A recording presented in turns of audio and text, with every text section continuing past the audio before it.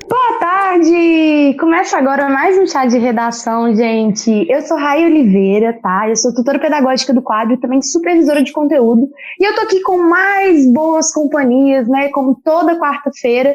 Fala aí, Pedro. Boa tarde, pessoal. Boa tarde, Rai, Balt.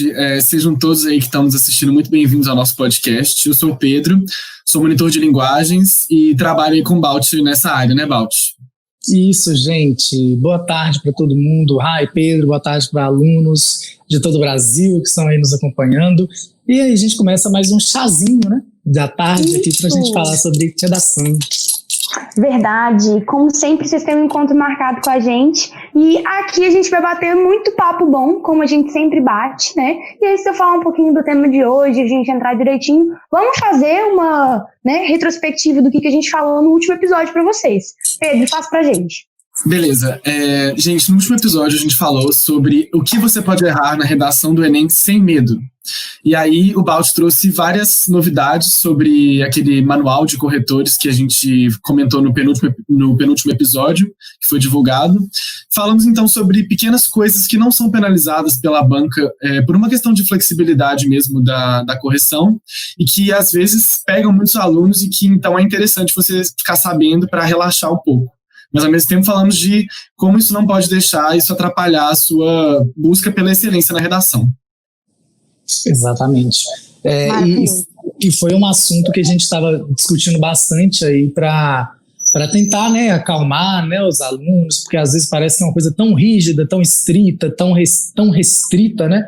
E os alunos geralmente ficam muito ansiosos com esses erros, principalmente com alguns dos principais erros que a gente viu, né, a respeito, por exemplo, do agente da proposta de intervenção, ou então sobre os nomes tão complicados de filósofos, né? Às vezes os alunos até evitavam de usar um bom repertório em prol de acertar o nome, né? E a gente viu que esses nomes eles podem ser errados com tranquilidade, e só é válido ressaltar que a gente, aqui no quadro, a gente ainda continua, né, sinalizando e mostrando isso, porque a gente está trabalhando mesmo com a excelência, e a gente está trabalhando com um modelo, como a gente viu, do ano passado. A gente não sabe ainda quais vão ser as mudanças para este ano. É claro, a tendência é continuar desse mesmo jeito, mas a gente nunca sabe, né, gente? É uma caixinha de surpresas e a gente tem sempre realmente que treinar vocês para o máximo de excelência, e é esse o nosso dever, né? Eu amei. Você gostou, Rai, do assunto? Eu gostei, eu indiquei, inclusive, quero dar oi, gente. Maria estava querendo participar aqui, como sempre, né? Mas eu vou liberar. Quero dar boa tarde para as minhas alunas maravilhosas que estão aí assistindo. Gente, Júlia Carolina, no primeiro lugar de redação aí do quadro, eu gostaria de dizer, ressaltar, como sempre, maravilhosa. Então, assim, eu indiquei, inclusive, para vários deles, porque, gente, é muito interessante que você saiba, não que você vai relaxar, né, Balt, mas no sentido da gente saber quando a gente pode ficar mais tranquilo na segunda leitura aí, conferindo, e sabendo assim, se passar um desses errinhos, tudo bem, mas tem certas coisas que não pode passar. Então, seguindo nessa onda, vamos falar de um assunto super legal hoje também, né, que são os 3 pilares para qualquer redação, né? E aí eu quero muito participar dessas aulas, porque eu fiquei super intrigada com o título, e se vocês ficaram intrigados também, vem com a gente, né? Boa tarde, Manuela, boa tarde, Valdemar, Débora, Diego, sejam todos bem-vindos, e lembrem sempre que o chat está aberto justamente para fazer perguntas. Tem dúvida, traz para o Balt, que a gente vai resolver para vocês, tá? E aí, né, começando a falar um pouquinho do tema, o tema é interessante no geral, né, de interesse de qualquer pessoa, porque nós estamos falando de qualquer redação. Então, você vai fazer FUVEST? Tem que ouvir o podcast. Vai fazer ENEM? Tem que ouvir o podcast. Então, vamos lembrar disso. E falando um pouco sobre as diferentes provas, né, de redação, tem esses 3 elementos que são gerais. Aí eu queria saber mais ou menos assim, quais são, né, esses 3 elementos, e por que conhecer esses 3 elementos é bom para aluno que vai fazer redação. Tá. Eu só quero dizer que eu acho que não viu que eu bati a palminha assim, que é igual as madame antigamente batia, tá? Porque às vezes não pareceu, e pode parecer um sinal obsceno. Não era só eu batendo palminha mesmo, igual a madame, que a gente vê no filme, tá bom, gente? Mas falando dos 3 pilares especificamente, esses 3 pilares, gente, eles estão também na FUVEST, também no Enem, como a Rai falou, mas eles são gerais, né? Ou seja, são os pilares para qualquer tipo de texto quando a gente pensa em redação para vestibular. São os 3 pilares que as bancas se baseiam para criar, por exemplo, as grades de correção.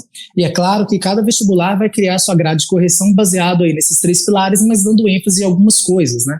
Como o Enem, por exemplo, ele divide em 5 competências, baseado também nesses pilares. A gente pode fazer mais à frente aí, onde estão as competências em cada um dos pilares que a gente está tratando aqui.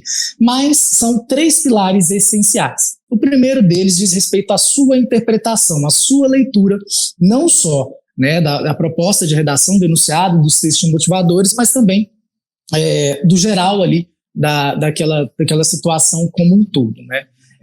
E aí esse é o nosso primeiro pilar, o entendimento a interpretação do tema. E acho que eu comecei a gripar, Deus me livre e guarde. É só frio mesmo, porque está muito frio. E aí, esse pilar de interpretação, ele é muito importante porque algumas bancas, por exemplo, a UFPR, levam em consideração um peso muito grande na interpretação. Porque, por exemplo, são pequenos textos, né? Eu e a Raia estava até discutindo disso essa semana. São pequenos textos e grande parte da avaliação está no aluno entender esse enunciado, saber exatamente o que é para colocar nesses pequenos textos. Então, a ênfase da interpretação é muito grande. Geralmente, esse pilar é um dos mais penalizáveis, porque está ligado, por exemplo, com a fuga parcial e a fuga total, e a gente sabe, né, que são partes aí da redação que são muito importantes e que, portanto, são muito penalizáveis. Então, talvez aqui seja um dos pilares mais importantes que geralmente os alunos não levam tanto em consideração, não treinam, né? Os alunos geralmente não treinam a questão dessa interpretação, treinam muito o conteúdo, a gramática, a gente vai ver qual pilar que é esse, mas esquecem, por exemplo, que a interpretação, esse pilar da interpretação, na grande maioria das vezes, é muito mais importante do que, enfim, que outros pilares. O segundo pilar é o entendimento do gênero. Por isso eu falo que vale para qualquer gênero textual, para qualquer vestibular, que aí, por exemplo, seria o entendimento do gênero de carta argumentativa, como cai lá na UFO ou cai lá na Unicamp, né? Que é saber exatamente qual que é a estrutura, saber como se portar dentro dessa estrutura de texto,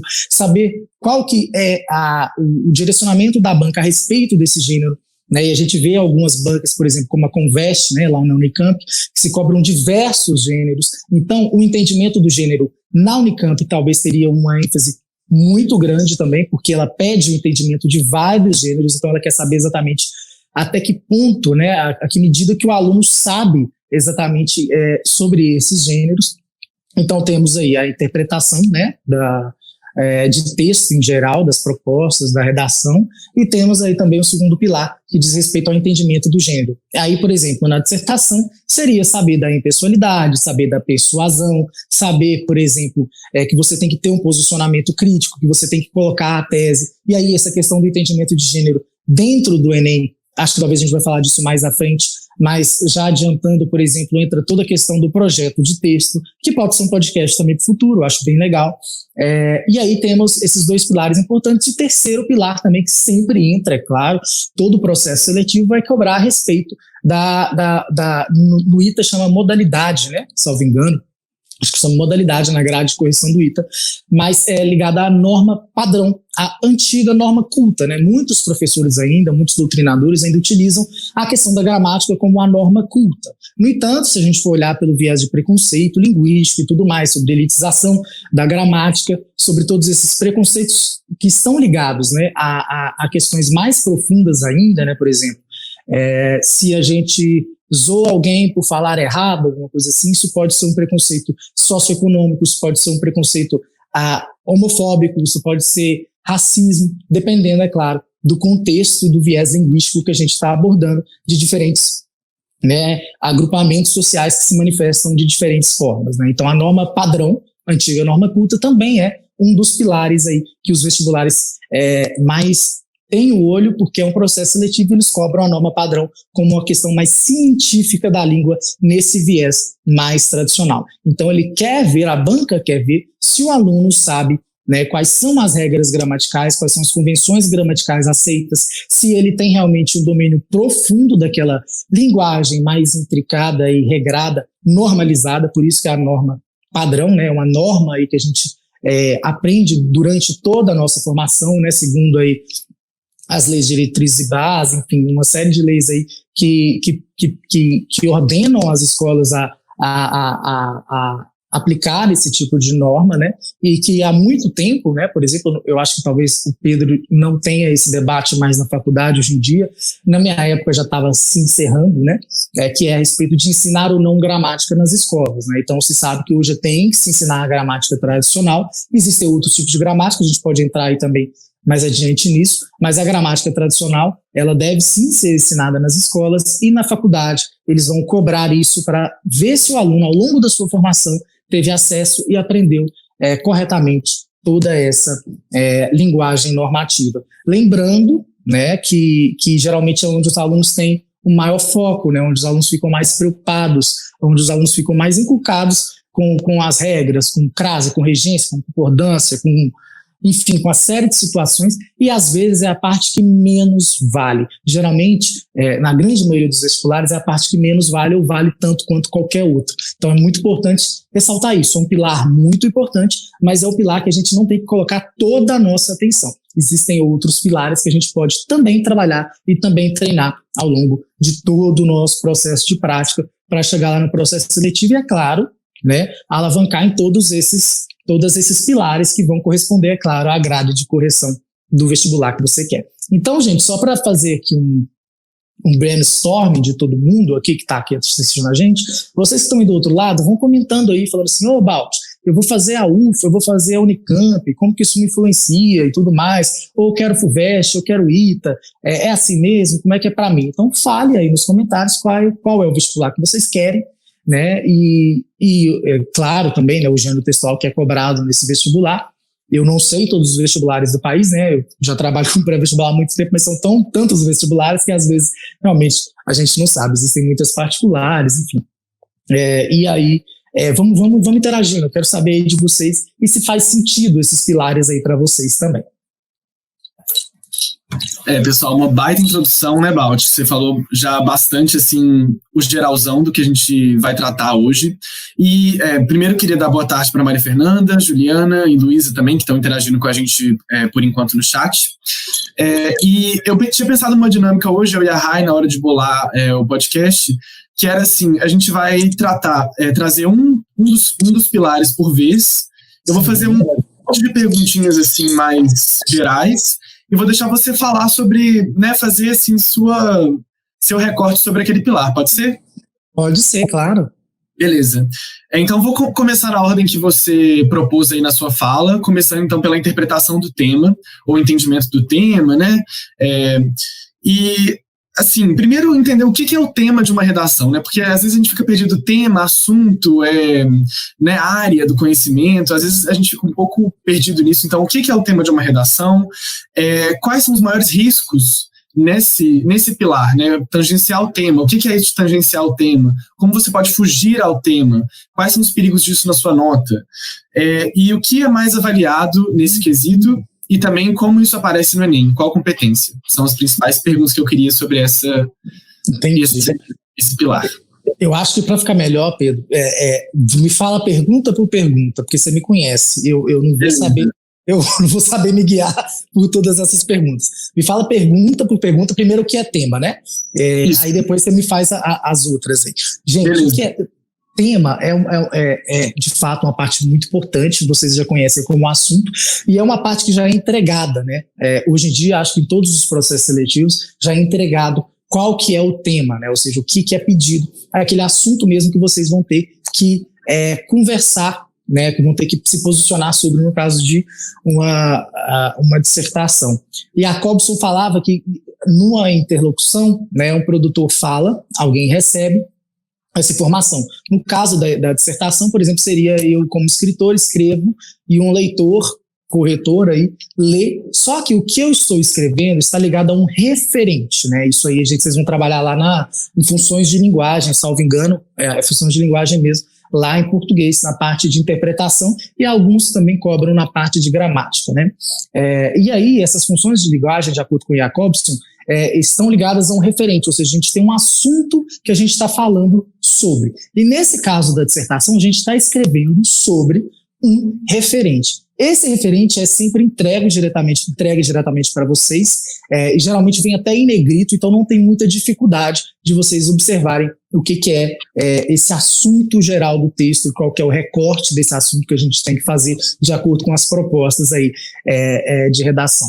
Só que, para a maioria dos vestibulares, muda o enfoque, muda o tipo de tema, né? Nós temos temas que possuem mais caráter social, nós temos temas que são mais reflexivos, e a gente tem temas que a gente tem que focar em diversas coisas. Por exemplo, se a gente trata sobre o tema racismo e o mito da democracia racial no Brasil, a gente não pode discursar apenas sobre racismo, a gente tem que discursar sobre racismo, mas também sobre o mito da democracia racial, senão a gente está fugindo aí, né, desse tema parcialmente ou totalmente, dependendo do grau que você fugir, né? Essa fuga aí realmente ela é muito séria. Então o tema é esse referente que a proposta de redação, né, como um todo vai dar pra gente. Ela geralmente, o tema ele vem lá expresso, mas esse expresso é bem uma parte superficial desse tema, porque é muito importante a gente analisar toda a coletânea de textos que a banca trouxe pra gente, porque eles possuem uma ligação entre eles e eles vão guiando a gente, é claro,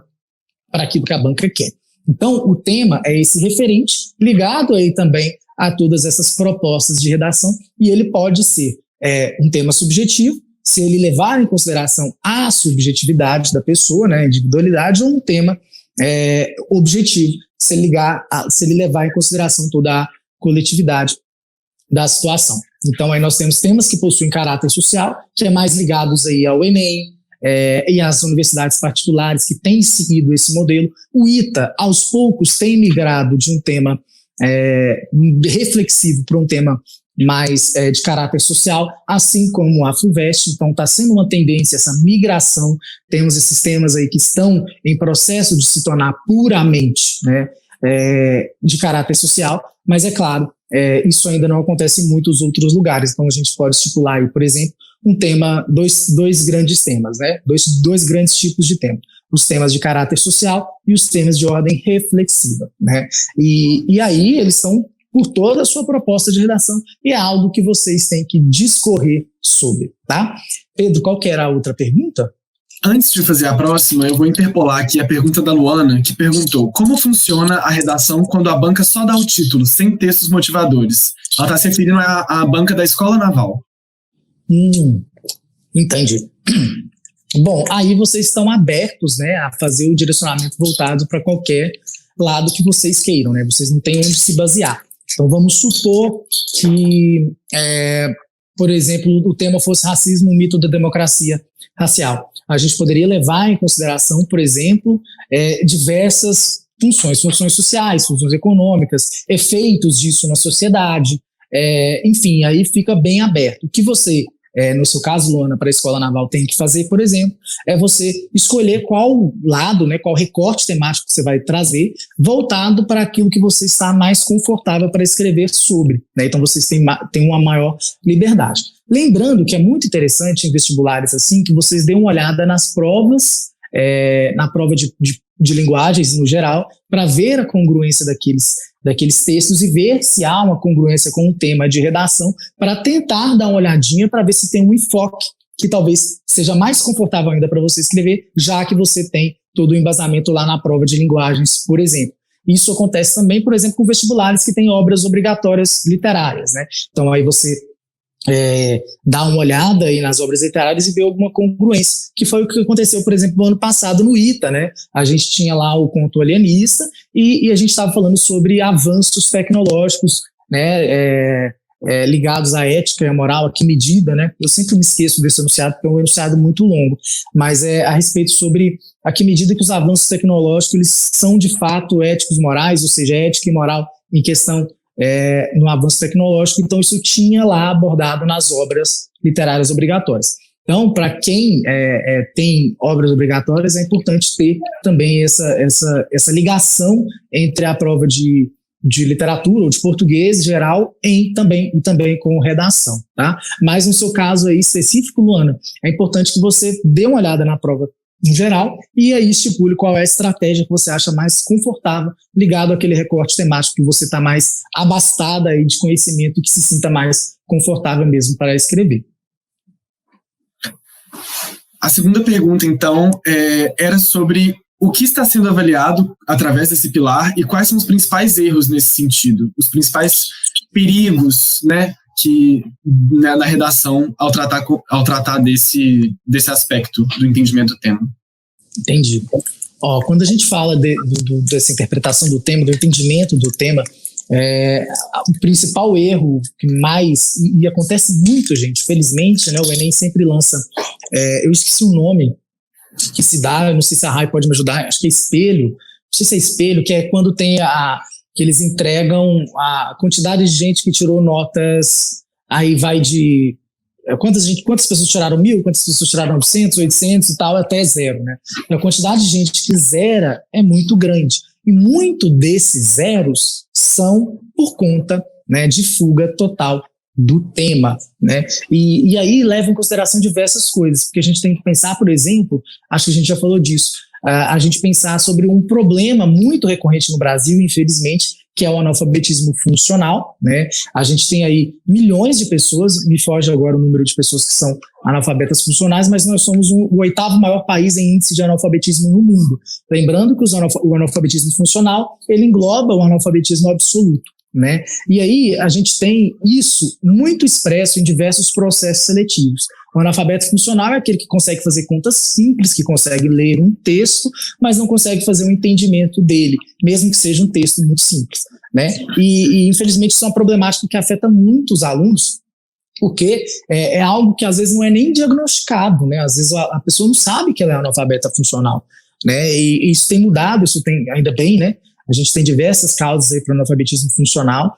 A gente tratou sobre uma delas, por exemplo, que é a questão do machismo, né? Que as mulheres estudavam menos antigamente, porque por conta de não poder, porque era considerada uma mulher que estudasse muito, que soubesse ler e escrever, que ela conseguiria mandar recado para homem de bilhete. Olha para você ver que absurdo. E é também um dos grandes índices de analfabetismo, inclusive os das 2 avós que eu tive, né, elas eram analfabetas por conta disso. Então, a gente tem diversos motivos que levam ao analfabetismo. E muito das pessoas que fizeram é porque não entenderam de fato o tema e também por conta, né, de não entenderem por conta de serem analfabetos funcionais mesmo. São números muito grandes e batem, né, de fato. Não sei se tem um estudo que leva essa comparação de gente que tira 0 ao analfabetismo funcional, mas assim, faz muito sentido quando a gente coloca isso em paralelo, né? E aí, de fato, a maior penalização que se pode ter, né? O 0, ou então a pessoa que foge parcialmente, que talvez aí também não necessariamente precisa ser uma pessoa que seja analfabeta funcional. Às vezes acontece, né? Às vezes em ambiente de estresse, né? Que você está lá na hora da prova, você possui aí diversos enfim, ansiedade, estresse, cansaço, pressão, e aí você quer terminar aquilo muito rápido porque você tem um tempo, né, específico para fazer aquilo, aí você acaba não abordando algum aspecto ou ampliando demais aquele aspecto e acaba tangenciando o tema, né, que é quando você não engloba o que de fato a banca está querendo, né, de vocês, como foi o caso que eu citei, por exemplo, racismo e o mito da democracia racial. Se você fala só sobre racismo, esquece de falar sobre o mito da democracia racial, isso aí seria uma fuga parcial. Então, talvez seja o erro que mais penalize numa redação, se você já tiver estudado, praticado, treinado, né, o gênero, a norma padrão, enfim, tudo que está de acordo com os pilares que a gente está vendo hoje, mas se você chega na hora da prova e não consegue entender esse recorte temático, você possivelmente vai ser bastante penalizado. Quando a gente fala de fuga parcial, a gente tem um corte muito grande na competência 2 do Enem e também, de fato, na competência 3. Então é muito importante, gente, que vocês sempre treinem demais essa interpretação e esse recorte. Qualquer texto que vocês façam na prática e que o corretor aponte um tangenciamento é um sinal de alerta que vocês precisam ao máximo gastar um tempinho a mais lendo, né, as propostas e lendo o seu planejamento mesmo e ver se de fato vocês estão seguindo todos os caminhos que devem seguir, tá? Muito bom, Balt. E eu decidi deixar a última pergunta para o final, porque eu pensei que você pode fazer uma recapitulação e falar de cada um deles no Enem, como uma última pergunta.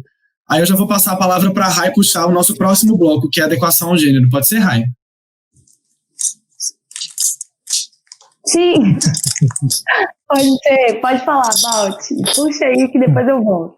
A interpretação do tema no Enem está da competência 2, né? A competência 2 ela fala sobre a compreensão da proposta, né? E a competência 2 também trata do entendimento do gênero, que a gente vai ver no próximo bloco aí com a Rai. E aí, é claro, isso penaliza muito, como eu estava dizendo, né? É só para a gente reiterar isso, para a gente encerrar a questão da proposta.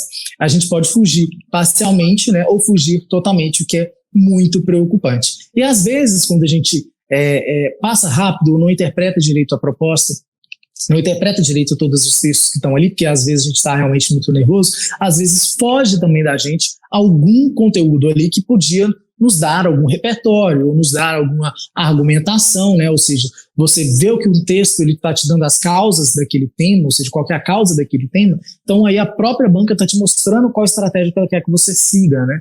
Que aí você vai falar, por exemplo, sobre causa ou consequência, ou causa, enfim, aí você escolhe qual é a estratégia mais confortável para você, mas lembrando que na proposta de redação geralmente tem, é claro, essa linha aí de argumentação que a banca mesmo quer que você siga. Então tem muitos dados ali que a gente pode utilizar e nos inspirar. Então é sempre importante interpretar para evitar disso, porque imagina se ali tem alguma coisa que te dá um insight, que você lembra de um repertório fantástico e você não dá atenção àquilo e não lembra desse repertório que poderia, né, alavancar a sua nota. Ou então até mesmo a estratégia. Se você lê aquilo ali e faz um planejamento direitinho, você tem uma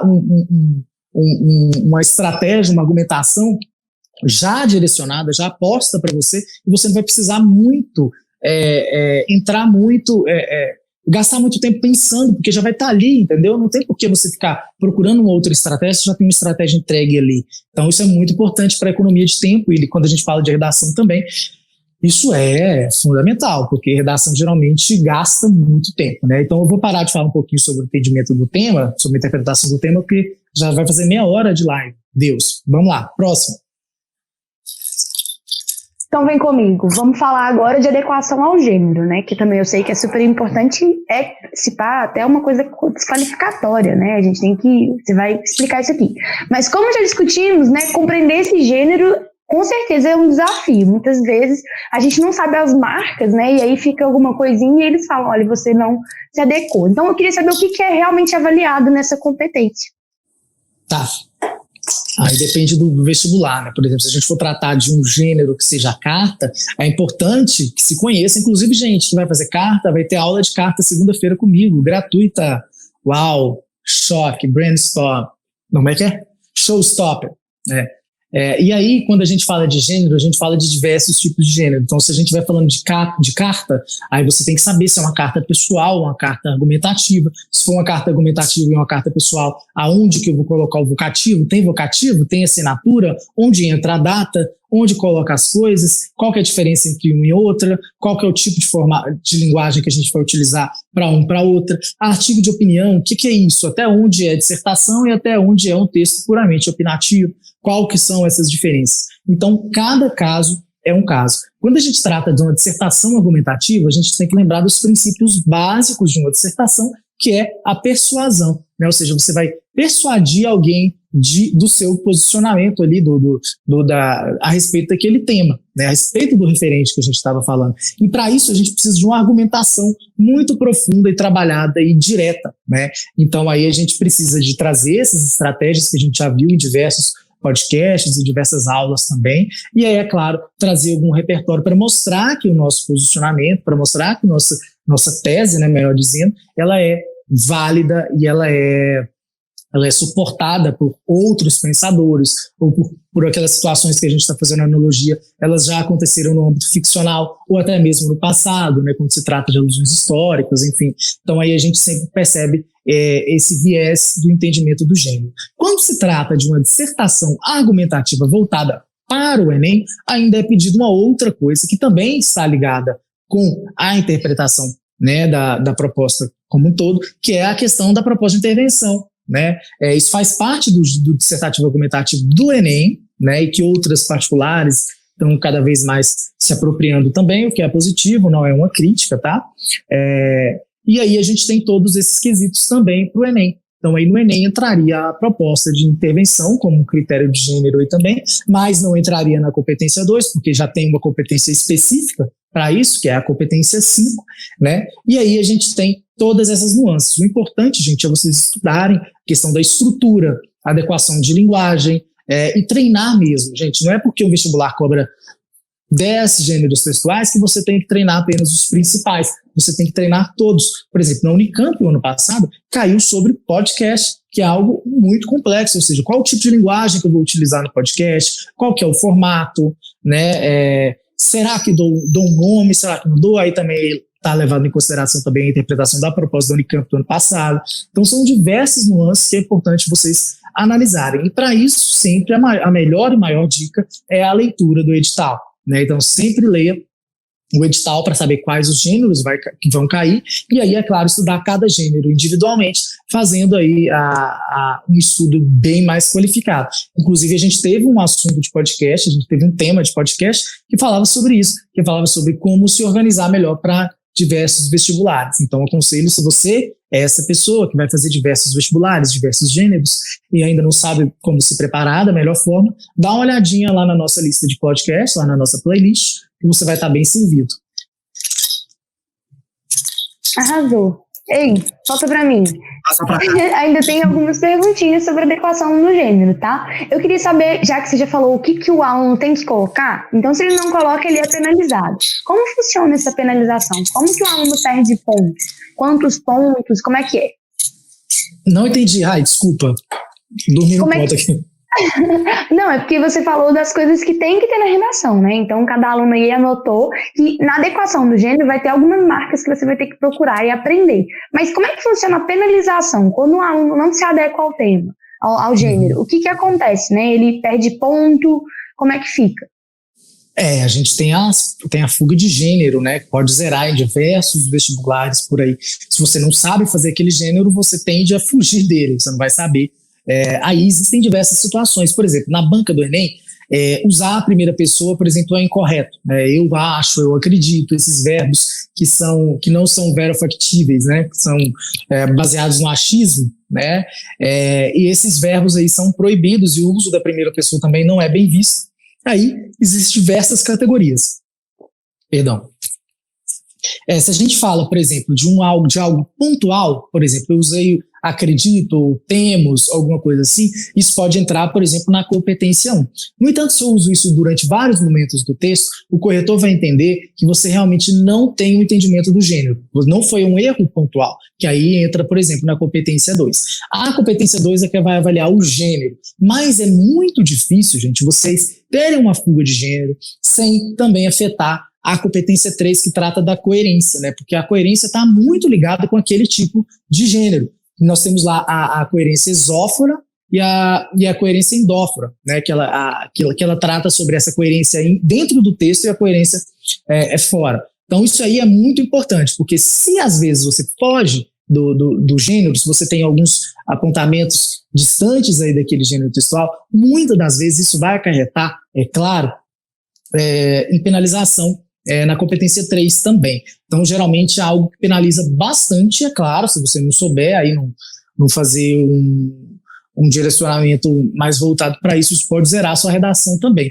Não existe isso de chegar lá e descobrir, por meio da proposta de redação, qual que é a estrutura do gênero. Isso não vai ter na proposta. A proposta vai ter o direcionamento que você vai ter que seguir. Mas a respeito da estrutura daquele gênero, é algo que você vai ter que estudar antes de chegar no vestibular e muito antes, ter uma prática bem excessiva aí de estudos, né, e treinar tudo isso ao máximo. Então aí, acho que é isso, a gente vai sempre ser penalizado aí no caso do Enem na competência 2, mas é muito difícil se você ter esse tipo de fuga e não ser penalizado em outra competência. Muito bom, a gente tem que saber qual que é a gravidade dos nossos erros, né? Coisas que a gente precisa priorizar. Às vezes o aluno corre tanto na produção textual que ele esquece que ele tem que entender o gênero que ele vai fazer. E aí ele começa só na nota ruim sem perceber que ele está fugindo, né, Bal? Então, beleza. Isso encerra o nosso bloco sobre adequação ao gênero. Vem, Pedro, para a gente falar de norma padrão. Isso, vou falar do último e terceiro e último bloco da nossa discussão sobre os 3 pilares da redação, que é a tão temida, tão assustadora para todos, norma padrão, famosa gramática, né? A gramática que o pessoal fala, que, lembrando, é a gramática normativa, né? São as normas do uso do português. E eu queria te perguntar, Baldi, qual a importância de um texto escrito sem desvio de norma padrão? O que isso pesa na sua redação? Antes de responder essa pergunta, tem uma dúvida de algum aluno. Eu posso ler ela para a gente colocar. O Mundo Complexo é o nome do perfil. Disse, mesmo não tendo a necessidade de colocar a proposta de intervenção, eu posso colocar? Isso seria fuga ao gênero, se não for uma redação do Enem? Não é considerado fuga, né? Você tem essa possibilidade. No entanto, todos os professores é unânime a não utilizar. Né? Existe os modelos de dissertação, que eu costumo dizer dissertação comum, né? Que é o modelo mais sólido, consolidado, já mais antigo, né? E que não pede aí uma proposta de intervenção. Então, existe, inclusive, Mundo Complexo, um podcast aqui que a gente fala sobre como fazer uma conclusão voltada para vestibulares mais conservadores, reflexivos, enfim, que está disposto aí para você. Porque o que acontece? Às vezes, você não tem que fazer uma proposta de intervenção para um tema que é muito reflexivo. Às vezes, não é uma problematização de algo que é necessário a gente resolver, né? Às vezes não é, então depende de cada contexto. Então é muito importante que você evite. Se não for Enem, evite. Se não for um tema de caráter social, evite, tá? Existem diversas outras maneiras de encerrar. Eu gosto de um tipo, só para responder assim, mais completinho, que você reitere a tese e o tema, fazendo fechamento de ideias sem trazer novas argumentações na sua conclusão e fecha com reflexão futura otimista. Pedro e Rai, eu acho que para falar do terceiro pilar vai gastar um pouquinho mais de tempo também, e eu acho que a gente não vai ter tempo para falar do Bora Discutir. O que vocês acham? A gente deixa o Bora Discutir para a semana que vem, a gente capricha mais nele, deixa um tempo maior? Eu pensei da gente fazer uma super colher de chá, para a gente já terminar com indicação mesmo, e para vocês ficarem com esses 3 pilares, que eu acho que tá muito legal esse podcast, né? E o Bora Discutir tem um assunto ótimo, eu prometo que eu vou guardar e semana que vem a gente volta com ele, tá bom? Então beleza. Pode seguir, Bate. Beleza. Então, sobre a norma padrão, Pedro, repete para mim a pergunta. Minha pergunta foi uma pergunta, assim, parece um pouco óbvia, mas qual que é o valor de um texto, né? Por que é tão importante um texto não ter, ou ter o mínimo possível de desvio de norma padrão, uma redação de vestibular? Uhum. A norma padrão, ela é uma coisa muito importante, né, e que infelizmente muita gente não tem acesso e é cobrada de uma forma muito veemente em diversos processos seletivos, né. No Enem ela não tem uma força tão grande, né, ela vale um quinto da nota, né, ou seja, ela não vale muito, levando em consideração os tantos desvios que você pode ter para tirar uma nota 0. E são muitos desvios. Para você tirar a nota 0 na competência 1, você tem que errar muitas coisas. Então, ela tem um valor, acho que apropriado no Enem. E aí, é claro, eu não lembro direito qual que é a margem de acertos nessa competência no Brasil, mas eu imagino, né, que não seja muito boa. E aí a gente leva diversos questionamentos a respeito disso, como a gente estava falando, né, sobre elitização, enfim, mas aí a banca quer ver se você realmente aprendeu, né, de fato, tudo que a norma padrão tinha para oferecer, e quando se trata de redação, onde a gente vê, na verdade, o quanto o aluno entendeu ou não daquilo tudo que ele viu ao longo dos anos, porque é na dissertação que o bicho pega, né, a gente não tem ali uma questão que está formatando e está entregando apenas orações subordinadas substantivas, né? Ela liberou geral, né? Luta livre, vamos embora, escreve aí, vamos ver se você sabe o que é uma oração subordinada, se você sabe qual conjunção utilizar para isso, se você sabe, enfim, uma série de situações, né? Quando se pensa em norma padrão. Se você vai saber utilizar a regência correta nesse sentido dessa palavra que você quer dar, né, se você está utilizando a concordância correta nessa construção que você elaborou. Então, isso tudo é muito difícil. E às vezes é mais fácil quando a gente estuda lá português, que aí vem nas questões, aí você é direcionado, você sabe que dentro daquelas questões ali, você vai estar mais confortável para acertar ou não. Mas quando libera geral, quando é hora de você escrever de acordo com aquilo que você sabe, isso aí geralmente acarreta erros, né? E é claro, gente, todo mundo está suscetível a isso. A norma padrão, ela é inalcançável. Ela é impossível de ser alcançada na excelência. Por quê? Porque existem diversas situações muito complexas, existem diversas situações que nem ainda um consenso há, então, né, não, é uma coisa realmente inalcançável, e ela está muito distinta da nossa realidade, né? Então, teve um entrevistador no repórter, teve um repórter que ele, já mais velho, que ele falou que é um absurdo ensinar preconceito linguístico nas escolas, que na época dele não era assim, e que ele ficou muito bem, que hoje ele não erra português mais, que ele é um falante da língua, não pode errar o português, e que não sei o quê, que não sei o quê. Só que ele cometeu 3 desvios quando ele estava dando esse discurso, né? Então, assim, mostra que é impossível. Aí um filólogo, eu considero ele um filósofo também, linguista, o Marcos Banho, foi e fez o exposed, né, desse repórter, falando assim, se ele está falando tão bem assim, por que errou? E por que, né? Então tem que aprender de novo, tem que voltar para a escola. Então a norma padrão, gente, geralmente ela é inalcançável por conta de todas essas situações. É muito difícil mesmo. É uma norma petrificada, né? A gente tem os acordos aí ao longo do tempo, mas é uma norma que é petrificada para tentar manter uma uniformidade da língua, mas é muito difícil, né? Levando em consideração os contextos regionais, enfim, a extensão do Brasil, e que a língua ela é viva, ela não é parada como acordo, né? O acordo é de 98, de 98, não, começou em 98, mas em 2010 que ele foi implantado, alguma coisa assim, agora me foge a memória. Então nem novo é mais, ele já nem é mais o novo acordo ortográfico, ele é o último acordo ortográfico, né?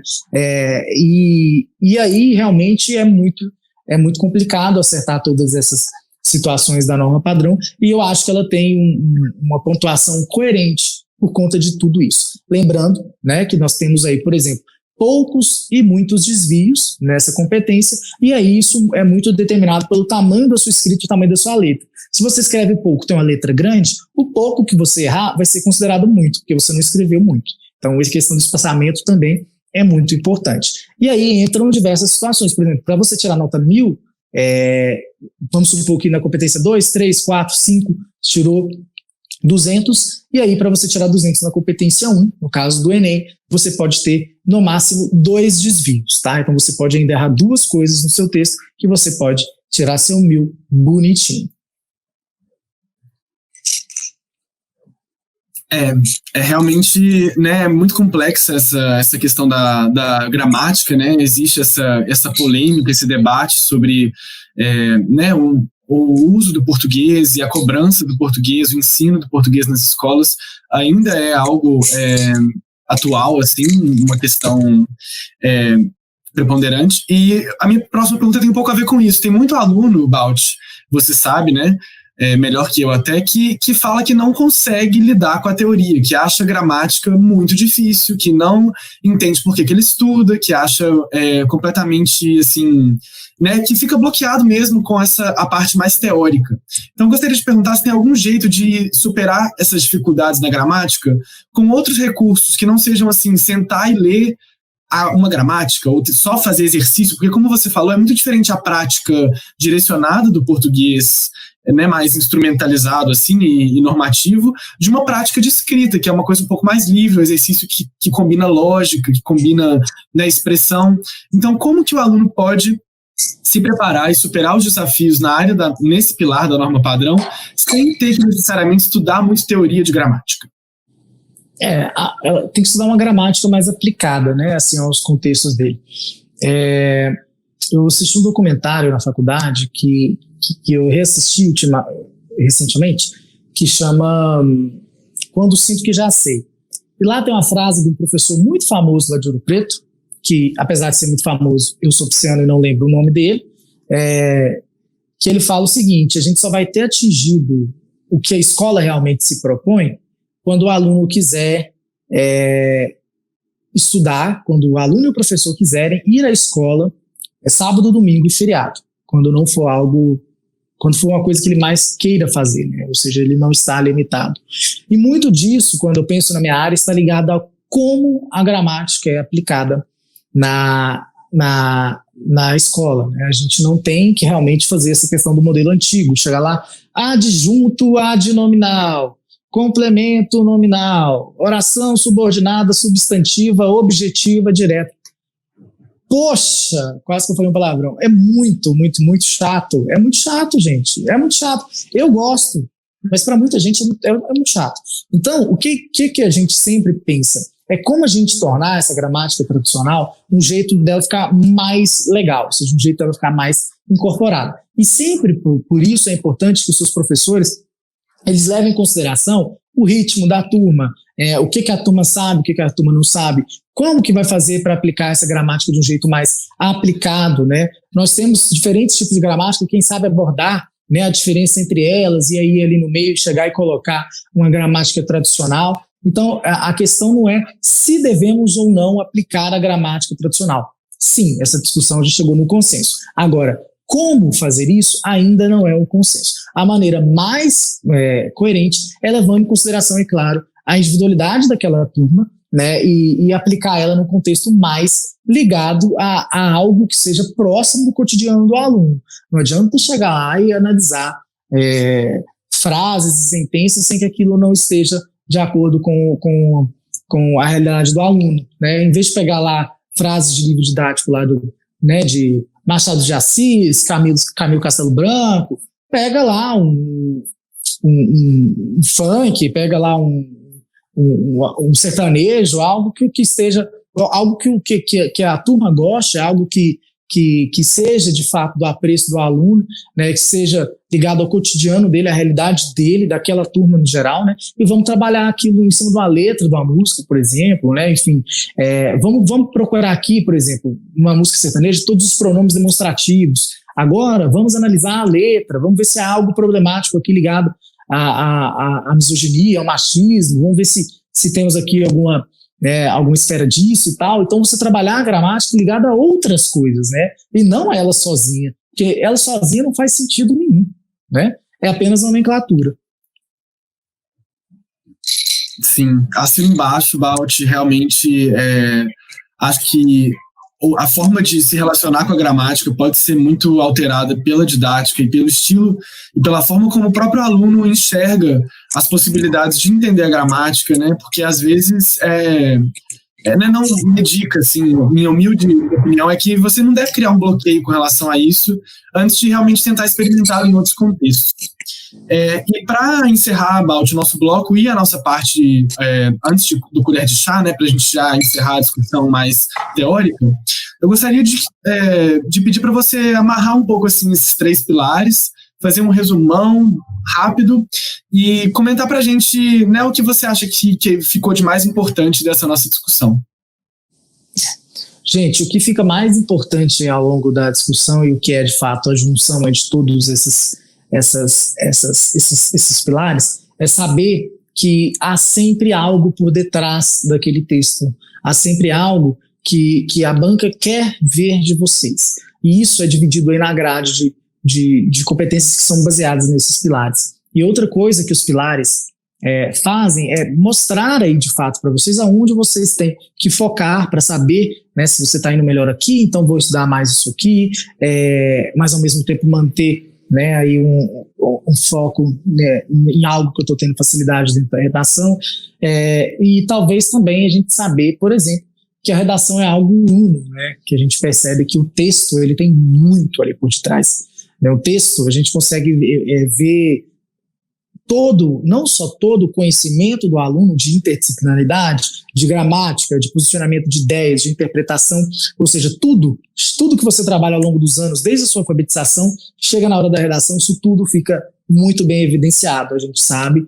Inclusive, né, há estudos, eu já trabalhei com pessoas, por exemplo, com problemas cognitivos e tal, isso tudo fica muito exposto também ali na escrita. Então a escrita ela é um reflexo, né, de toda a sua personalidade por meio da letra, de todo o seu, enfim, tudo que você tudo que é você está escrito ali na sua redação, e é claro que com o olho clínico voltado para diversas situações, a gente consegue fazer uma leitura ali mais ou menos da sua vida escolar como um todo. Então é muito importante que vocês tratem novamente, batam aqui a tecla para dar uma ênfase maior nessa disciplina, e vou encerrando aqui por aqui pra gente pôr colher de chá, porque já deu 50 minutos, né?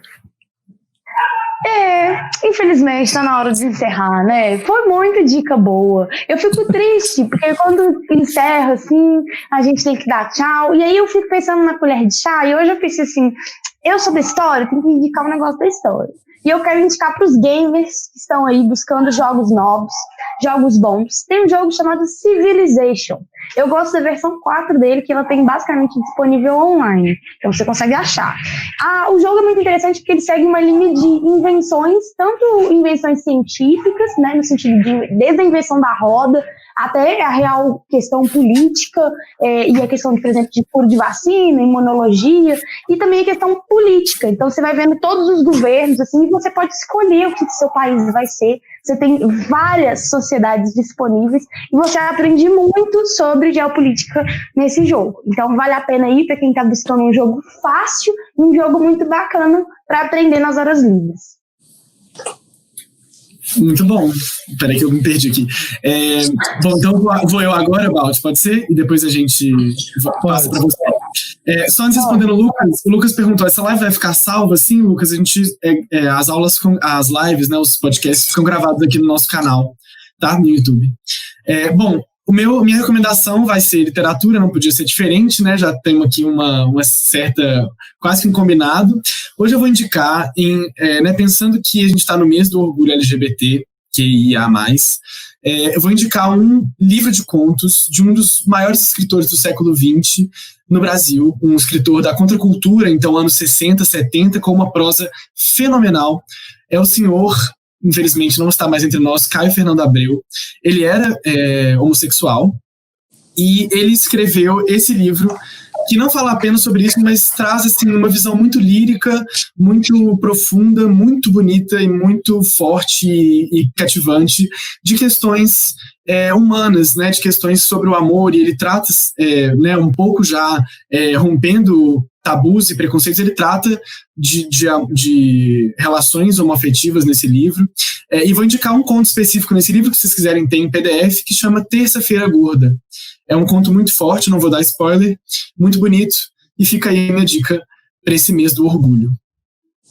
Isso, a gente tinha, né, se organizado para a gente falar um pouquinho sobre a criminalização da homofobia e tal, mas o assunto era muito grande, a primeira parte acabou que não deu para a gente terminar, para a gente ter essa discussão do Bora Discutir. Fica para a semana que vem, a gente vai falar muito sobre tudo isso, mas então já vou dar minha colher de chá voltada também para a questão do mês, né, tão importante, mas tão importante para a gente, que é o mês de orgulho LGBTQI+.